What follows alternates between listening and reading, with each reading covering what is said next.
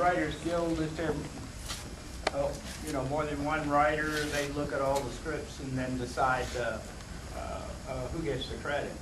And I might have gotten the full credit, except that actually I didn't deserve the full credit. And also, if you're the director, the Writers Union looks down on writing directors. They tend to side on their writing members. This movie was made in 100 years ago. It's the first. My career started in show business as a comedy writer. I worked for Mary Tyler Moore. I was a writer on Bob Newhart, and I created a TV show of my own called WKRP in Cincinnati. And thank you very much. At the time, I really wanted to direct movies, and I directed television, and before that I directed commercials. At the time, it was very, very difficult to get out of television into the movie business. We were kind of like, we were the children's table. Although we kind of kept all the studios running. Most of the sound stages and the work television kept everybody in jobs. But movies were sort of this snobby graduate kind of program. And so I had been hired to do punch-ups, what's called punch-ups, uncredited punch-ups on movie scripts where you go through and just try to add jokes to it. And so I was asked to rewrite the script for Police Academy. It was what at the time was called slob comedies, and it was slob comedies ever since a movie called Porky's had made a whole bunch of money, and then Stripes with Bill Murray, Army thing, and these movies were making money, and so it was aimed at high school students, males, and fart jokes were welcome. That was almost obligatory. Anyhow, I read the script and I thought it was the worst script I had ever read, and I cannot operate on a dead body. Unless you want an autopsy, I can't do anything with this. So they said, hey, look, if you'll do a rewrite, we'll let you direct it. And I would have, done anything this side of a snuff movie to get a chance to direct. The budget was very, very, it was $3.4 million. At the time, Chevy Chase got $6 million just for appearing in a movie. So, and we shot it in Toronto. We went up there to take advantage of Canadian tax benefits, and we shot it really, really fast. And there are no stars in it. I guess Steve Guttenberg was somewhat known. Kim Cattrall's in it. She later became famous in Sex and the City. Bubba Smith is in it, who at the time was one of the most famous football players in America. He had been All-American at Michigan State and had played for, I think, 14 years for the Oakland Raiders and the Baltimore Colts. I really didn't know what I was doing, and I thought, oh, excuse me, that was a little piece of licorice I was just chewing. I thought it would be fun, it'd be a little drive-in movie, nobody'd ever see it, and I would learn how to make a movie. As it turned out, the thing passed all expectations and was one of the biggest grosses for Warner Brothers that year. It grossed $103 million. And I had a percentage of the gross on that, and Warner Brothers claimed on a $3.4 million movie that they didn't reach a profit until it grossed $67 million. That's when I found out a little more about the movie business. I'm in the movie.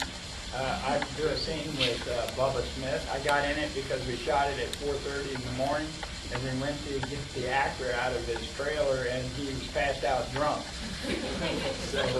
So I played that part. My wife, can I introduce my wife, Charters? Would you raise your hand? There she is. She's in it. She is seen in the last scene. She's this very, very, very pregnant woman who walks by the camera.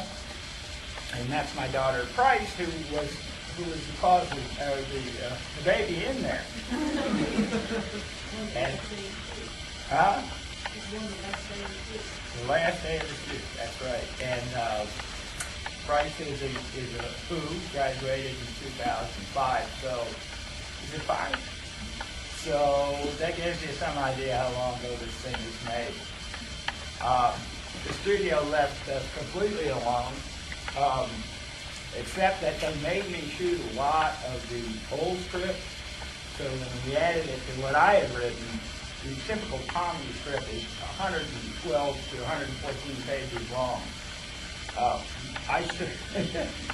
This script wound up being 138 pages, which is about as long as Gandhi, a movie that was also made that year.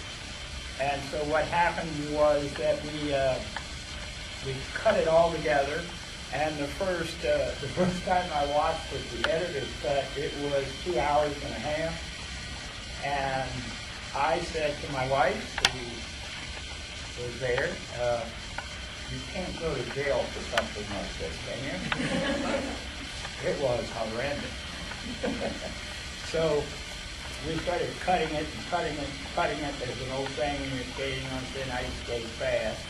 And this thing is kind of, it's a training thing. So it's episodic. So you could throw out scenes that usually you can't in a movie, but it didn't advance the plot. So you just, it didn't introduce any new information. So you could just throw it out. And Alan Ladd Jr. was the studio executive there at the time. He said, "You're the first director in all my years in this business that wanted the film shorter than the studio. Usually it's just the other way around." So I think I finally got it cut down to 92 minutes.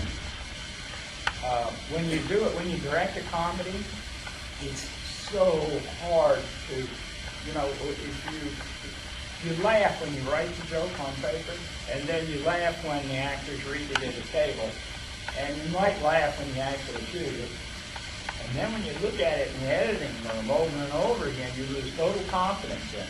You can't believe that you wrote a movie, a comedy that had 0 laughs in it.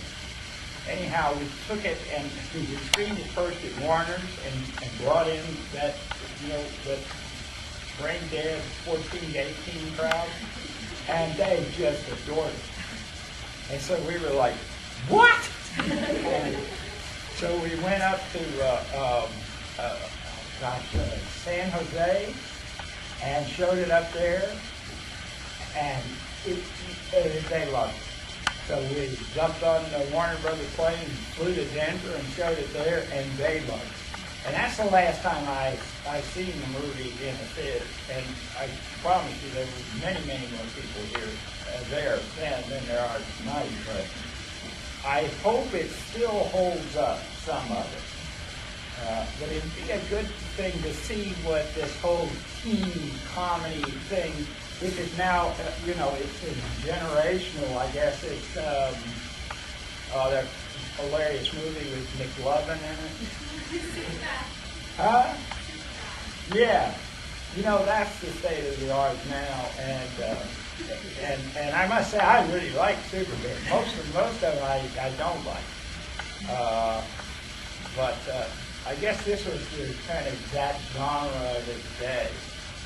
So I hope that makes it fun for a few things to know about, and I hope you enjoy it. I live in Charlottesville, that's why I'm here, and I have a student here. I teach a screenwriting course every other semester at UVA, and because I live here, I'm going to leave now, because I don't want to ever see this movie again. But I hope you enjoy it.